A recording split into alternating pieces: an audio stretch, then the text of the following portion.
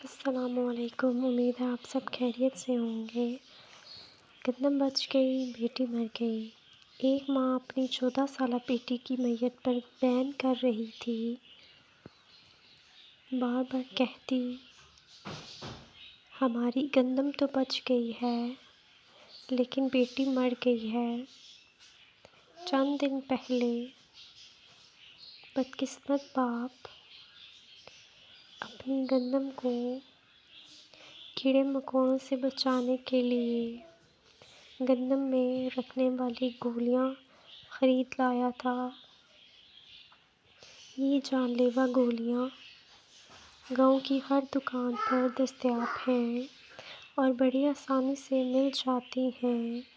موسیٰ بھی یہ سب دیکھ رہا تھا اور سوچ رہا تھا کہ پچھلے چند سالوں میں اس کے چھوٹے سے قصبے میں ایسے 7 جنازے 15 سال سے 25 سال اٹھ چکے ہیں اور یہ سب بچے اور بچیاں گندم کی گولیاں کھا کر ہی اپنوں کو داغ جدائی دے چکے ہیں۔ موسیٰ روئے جا رہا تھا، ٹھہر ٹھہر کر اسے یہ خیالات تڑپائے جا رہے تھے کہ نسوار، شراب، بندوق پر بین لگانے والی حکومت ان جان لیوا گولیوں پر پابندی کیوں نہیں لگاتی، جن کی وجہ سے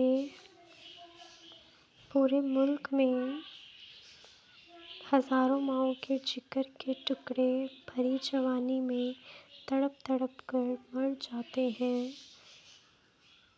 علماء و ذاکرین، پیر و گدی نشین، پروفیسرز اور اساتذہ کرام لوگوں کو زندگی کی اہمیت کیوں نہیں بتاتے، اپنے معاشرے سے خودکشی کی لعنت ختم کرنے میں اپنا کردار ادا کیوں نہیں کرتے؟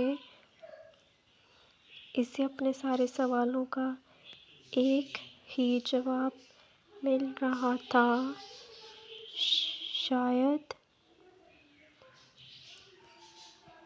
ہم سب صرف اپنی گندم ہی بچانا چاہتے ہیں۔